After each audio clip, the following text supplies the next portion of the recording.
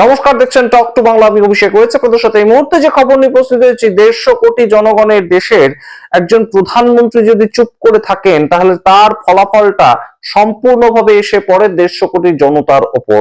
তেমন বলছেন কপিল সিব্বল এবং সরাসরি বলছেন যে আমেরিকা এবং ইরানের যুদ্ধের মাঝখানে দেশের প্রধানমন্ত্রী, ভারতবর্ষের প্রধানমন্ত্রী যদি কোনো কথা না বলেন, তাদের পজিশনটা কি সেটা যদি ব্যক্ত না করেন, তাহলে অবশ্যই এই মুহূর্তে 150 কোটি ভারতবাসীকে তার ফল ভোগ করতে হবে।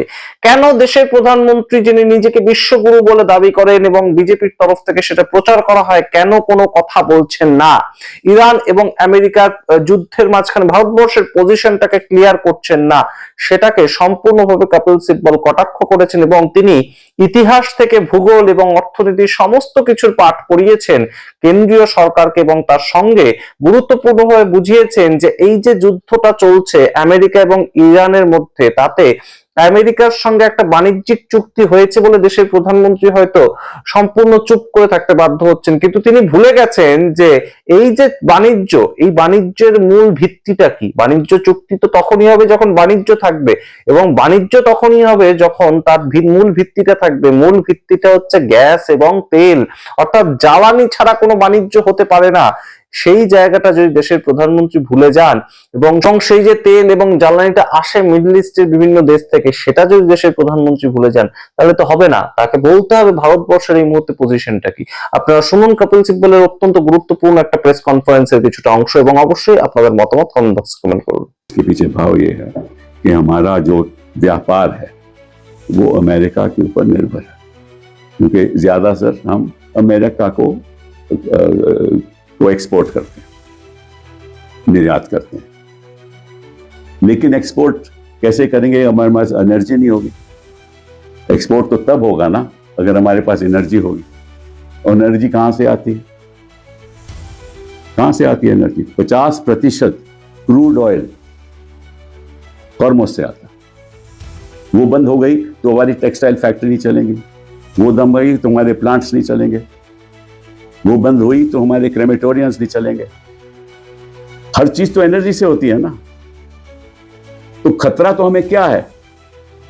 अगर हमारे व्यापार ही बंद हो जाएगा क्योंकि हमारे पास एनर्जी नहीं है, तो हमें यह ख्याल करना चाहिए कि भाई जब अगर अमेरिका या इजराइल गैस इंस्टॉलेशंस को खत्म कर देगा, मिडिल ईस्ट में ईरान की गैस इंस्टॉलेशंस को खत्म कर देगा, और ईरान फिर हमला करेगा जीसीसी देशों में, उनकी इंस्टॉलेशन को खत्म करेगा, नुकसान किसका होगा? 140 करोड़ लोगों का नुकसान होगा।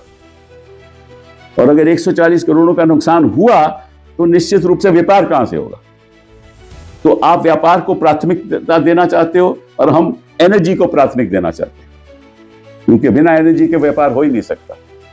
The whole argument that is sought to be made is that we are reliant upon the United States of America for our trade because we have maximum trade with the United States of America, which is right. But fact of the matter is no trade can flourish, no manufacturing can take place in the country without energy. And where does our energy come from? Our energy comes from the Middle East through the Straits of Hormuz.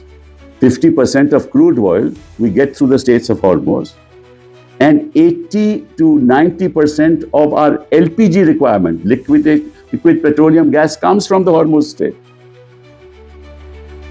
So if we don't get LPG, if we don't get crude oil, and 88% is imported, India imports 88% of crude oil, 88% हम crude oil import करते हैं, आयात करते हैं। तो अगर वही बंद हो जाएगा तो हमारी फैक्ट्रियां चलेंगी कहां से? तो आप बात करते हो अमेरिका के साथ ट्रेड की, आपको अमेरिका को खुल के बोलना चाहिए कि आप तो हिंदुस्तान का नुकसान कर रहे हो। You should tell the United States of America that by allowing this to happen through Israel, you are destroying the economy of India. And we are the people who are hurt the most because these so-called apologists for this government are now saying that we should be silent. While our energy resources are depleted, we should be silent. Because we have no leverage. What leverage would be left with if our energy resources are depleted and we can't import crude oil, or that we have to pay a price of $120? What happens to our economy? $120 का दाम अगर हो जाएगा, 114 का है, तो हम क्या करेंगे? अब दो चार बातें आपके सामने मैं रखना चाहता हूं कि कितनी खतरनाक सिचुएशन है, और मैं आग्रह करूंगा प्रधानमंत्री जी से कि it is not now time for him to speak, it's not time to be quiet any more. Let me just tell you a few facts which are very very important. पहली बात तो यह है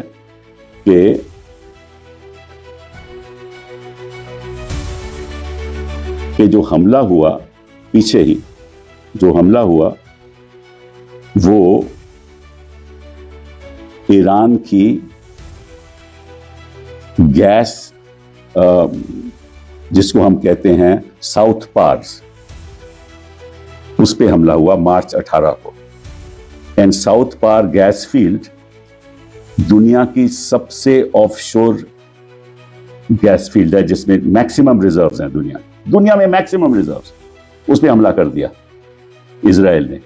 और अभी ट्रंप साहब ने कहा कि मुझे मालूम नहीं था, और फिर नेतन्याहू ने भी कहा कि हाँ इनको नहीं मालूम था. उसका नतीजा क्या हुआ कि वहां Iran 100 million cubic metre, 100 million cubic metres gas रोज पर पैदा करता था. 100 मिलियन क्यूबिक मीटर.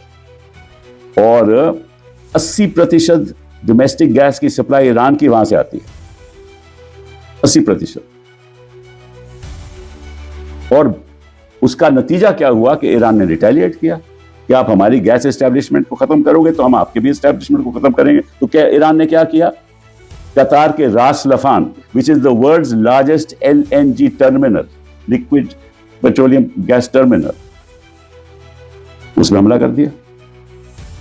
और 17% एक्सपोर्ट वहां से होती है. और जो नुकसान है कतर को, वो $20 मिलियन पर ईयर है, और 5 साल लगेंगे इसको सही करने में. तो इसका मतलब $100 बिलियन का नुकसान कतर को होगा. सऊदी अरेबिया की रिफाइनरी सामरेफ एंड यांकूब पे ऊपर हमला कर दिया ईरान ने. और UAE की अल हुसन गैस फील्ड पे हमला कर दिया. और कुवैत की ऑयल रिफाइनरीज और गैस यूनिट्स पे हमला कर दिया. तो इसका नतीजा क्या है? इसका तो साफ नतीजा है कि हम कहीं के नहीं रहेंगे. हमें क्रूड नहीं मिलेगा, हमें गैस नहीं मिलेगी, हमें फैक्ट्रियां नहीं चलेंगी, हमारा व्यापार बंद हो जाएगा. और आप व्यापार की फिक्र कर रहे हो, आपको एनर्जी सप्लाई की फिक्र करनी चाहिए. ये कौन सी नीति की बात कर रहे हो आप? तो मैं आग्रह करूंगा आज के दिन उन बुद्धिजीवी लोगों को कि अपना नुकसान मत कराओ.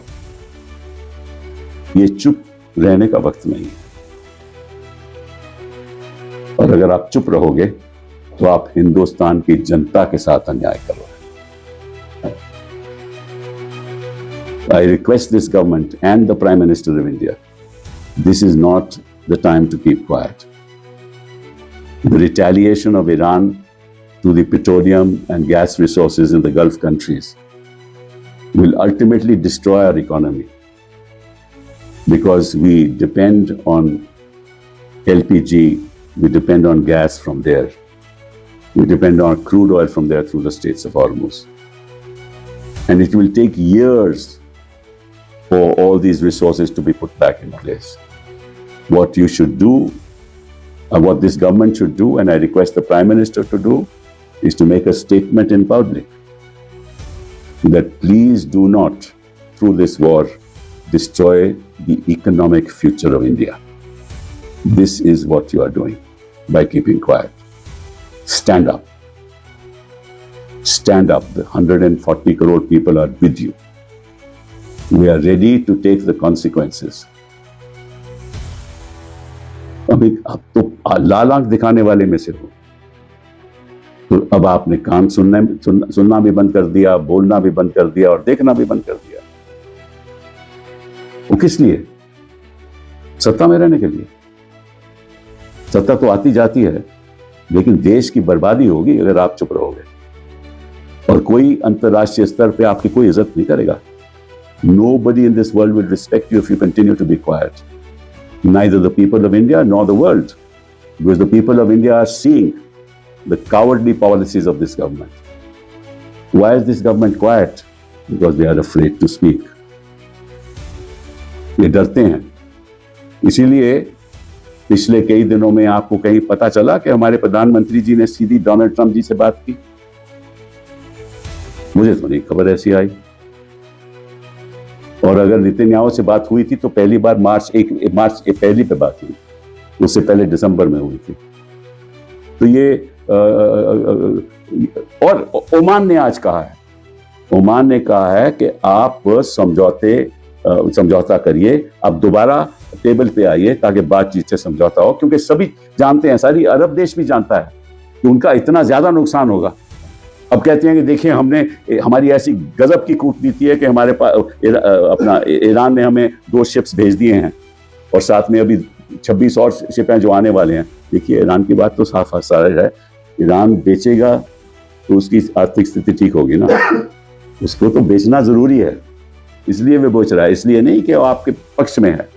उन्होंने कहा है कि आप ये ब्रिक्स कंट्रीज में आप you are the chairman of the BRICS countries today, you please pass a resolution condemning the United States and Israel. वो हमारे से हो नहीं पाया और हम कहते हैं कि बड़ी अच्छी बात है कि हम चुप हैं। I mean, it is shocking. As far as Iran is concerned, they have to sell, because if they don't sell, the economy, whatever little is left of their economy, will also be destroyed. So they're willing to sell, but they will not sell to. They will sell to China. They're willing to sell to India. They're willing to sell to India. And ultimately, Trump will have to say that we can buy oil for Russia, but because of the stand that you have taken, Russia will not sell you oil at a reduced price. So by this you are losing in every respect. आपको हर तरह से नुकसान है क्योंकि आप चुप हो, और आप चुप क्यों हो ये तो इतिहास ही बताएगा।